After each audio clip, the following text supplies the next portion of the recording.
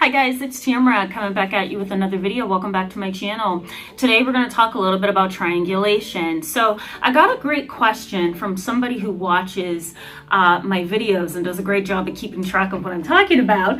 And one thing that she said was that I had forgot to mention either the fourth or the fifth tip in one of my old videos. I'm going to put the link down in the comment section below so that you can have that link. And so you can go back to her comment and see what it is. And I'm like, oh my God, darn, I did forget. So I'm going to go over that today because I think this is relevant to our conversation on unhealthy and toxic parents. So we're going to talk about that today. So the obvious benefits for you in this video is that you want to learn about a concept known as the giant triangle. Oh my goodness. The drama triangle, or what's called triangulation. We don't get a lot of that conversation going on online or in articles, so I figured this would be a perfect topic to kind of pull together our Monday and our upcoming Friday video. So let's go ahead and just jump right in, okay? So what is the drama triangle? The drama triangle is shaped like a triangle. So we're going to start there. It's shaped like a triangle. And the whole idea is that this triangle creates drama, right? It creates drama. So I'm trying to see if I can, let me get paper, because what I'm going to do is I'm going to draw this out for you so you can see what I'm talking about here. Because the whole idea of the drama triangle is that there are three important roles, okay? The three important roles: the victim, the persecutor, and the rescuer. So let me define those roles, okay? The victim is the person who says, woe is me, right? This is always happening to me. I can't get anybody to understand me. Why is this happening, right? Why can't I make this better? Why can't you just go along with things and stop talking? Like, why can't you? Okay, that's the mentality of the victim role. The other part of the role is the persecutor, and that's the you person, right? That's the person who says, it's your fault that you're doing this, or it's because of you that this has happened, right? The third role is the rescuer, and I tend to play that role naturally in my own personal life, in my professional life. I try to pull back on it some, but it's so very hard to not be the rescuer. But the rescuer, of course, is as obvious as the term, and it's when you rescue the person who identifies as the victim. You can also rescue the persecutor, You can also do that as well in an attempt to make the situation less dramatic. So let me draw this out for you, okay? So when we are talking about the drama triangle, I want you to visualize the victim, the persecutor, and the rescuer, okay? And hopefully you guys can see this. This is how it's going to look, okay? You have the victim, the persecutor, and then you have the rescuer role, okay? And I'm going to post a photo right over here so that you can kind of keep that in the back of your mind.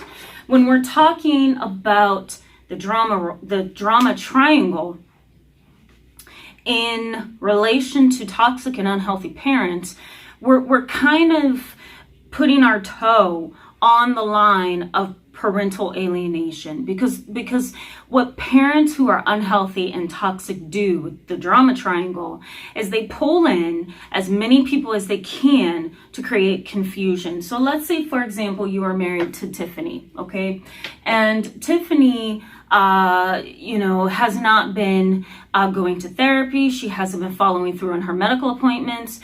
She's very verbally and emotionally abusive to your children. She doesn't seem to understand boundaries. She doesn't show you love anymore, or compassion or empathy, and you want a divorce, okay? Let's say you're a guy and you want a divorce from Tiffany. Tiffany, in an attempt to get you back for wanting the divorce, Tiffany decides to engage the children in behaviors and talk against you in front of the children and to the children in order to get her way and manipulate you. Okay, so we're talking parental alienation. If you haven't seen that video yet, I'm going to post it in the description box below, so then that way you can go back and watch that video on parental alienation. But let's say that the dynamic is, okay, parental alienation is now happening. How's the drama triangle going to play out in this? Well, you're the victim because you're the guy. You're the one who wants the divorce because she's not emotionally and psychologically healthy, right? So you're the victim. The children are the victim as well. But what tends to happen in a drama triangle is that you're the victim because you want the divorce and you're getting targeted. Your soon-to-be ex-wife is the persecutor because she's pointing the finger at you, right? Even in front of your children. And then your children are either playing the role of persecutor because mom's talking about you in front of them. So they're going to look at you and be like, so dad, what's up with you? Right? What's going on with you, dad? Okay. The rescuer role might be grandma, might be maternal or paternal grandma. It might be a best friend. It might be a brother or sister. It might be a cousin. They get into this triangle to save you. And then they become the victim because the persecutor, who is Tiffany, is going to start harassing and yelling at and victimizing that rescuer, that person who tries to get in. Now, sometimes the children themselves can be the rescuer because sometimes the children will go to the persecutor and say, hey, look, I love my dad. We're not going to do this. Why are we doing this, mom? So, it just depends on how mature your kids are and what their temperament is and what their personality is. But for the most part, that triangle can become very toxic, right? Why does the person utilize the drama triangle? Well, there are two reasons, okay? One is because they are typically psychologically and emotionally immature and needy and unhealthy. And two, it's a manipulation tactic from a narcissist or a sociopath, okay?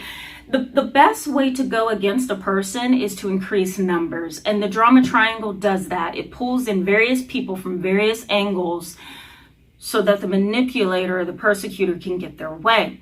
Now, there's two things I want you to keep in mind. One is that the persecutor can either be utilizing the drama triangle intentionally or number two, unintentionally, okay? Intentionally or unintentionally. Unintentional triangulation is when a person just needs the input, the understanding, the emotional support from somebody else, and that creates a triangle between you, the victim, the persecutor, and the rescuer. The rescuer may be that persecutor's best friend, right? The whole idea is it's unintentional. They don't mean it. They seriously want to get to the bottom of the problem and figure out what's going on, but they can't because they need the support of somebody else to get involved to help them see things more clearly. And so that's unintentional triangulation, just pulling in somebody else for emotional support. Intentional, okay, triangulation is utilizing various people as chess pieces. You want to move these people around because that's what you do. That's your manipulation tactic. So those are the two things I want you to keep in mind. And you want to question yourself as well. Is this person intentionally or unintentionally creating a triangle? It's going to be hard sometimes to figure that out, but it's a good question to ask yourself. So I want to trying to think if there's anything else I wanted to mention about this drama triangle. What I'm going to do is in the next video, so I'm going to post 2 videos on Friday most likely, and the first video on Friday is going to be a continuation of parental alienation, how to deal with it from a legal and ethical perspective. And then I'm also going to post the remainder of this video, which is going to give you tips on how to deal with the triangulator. So stay tuned for those 2 videos coming to you on Friday. That's a pretty good bonus, right? So we're just going to wrap up this topic of parental alienation and the drama triangle this week so we can jump to more topics on unhealthy parenting. So stay tuned for Friday. Again, 2 videos, one on triangulation, how to deal with it, how to respond to it. And then number 2, we're going to wrap up this topic on parental alienation because I'm going to mention some ethical and legal ways to deal with parental alienation. thanks so much, guys, for being with me today. I always love getting your comments and your feedback and your questions. Keep them coming. Thank you so much to the person, Jessica, who asked me the question about like, hey, where's the fifth tip? So thanks for that. I did have this video coming, but totally neglected to post it. So thank you for triggering my remembrance or my memory. I appreciate that. Also, guys, I encourage you to hit the thumbs up button. I'm having a hard time with words today. I encourage you to hit the thumbs up button if this video was helpful to you. What that does is it makes this video available to other people in the search results. And so the more thumbs up, it really does support the channel. And then the more thumbs up, it also gets other people engaged as well. I encourage you to hit that subscribe button on this side if you found this video helpful and want to stay tuned for the future videos. I also encourage you guys to leave comments with suggestions on new topics. I'm always looking for new topics. I have a few coming up after this topic on parental alienation and unhealthy parents, but there may be a topic that I haven't thought about that you want me to do videos on, so let me know. In the meantime, guys, I wish you all the best, and I'll see you real soon on Friday. Bye-bye.